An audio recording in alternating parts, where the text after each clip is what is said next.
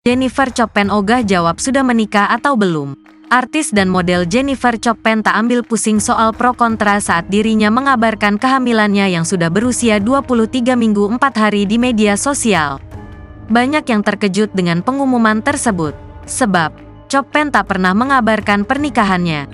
Ada yang menduga Jennifer Chopin hamil di luar nikah, tapi ada juga yang tak peduli dan tetap mengucapkan selamat atas kehamilan tersebut. Gue tahu banyak pro kontra soal kehamilan gue. Tapi satu yang gue pengen kalian tahu. Kalau gue sangat amat bahagia dengan kehamilan ini. Ujar Chopin seperti dikutip akun TikTok @jennifer.chopin. Menurut aku, itu enggak penting aku jawab karena itu adalah privasi aku.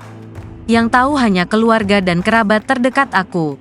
Aku membagikan kabar aku hamil karena aku hanya ingin membagikan kebahagiaan ini aja sama kalian. Ucap Chopin. Jadi buat yang komen jahat, enggak apa-apa, aku doakan kalian sehat. Semoga kalian dilindungi terus sama Tuhan. Tapi yang komen baik terima kasih banyak. Apalagi yang sudah belain aku di komen. Terima kasih banyak.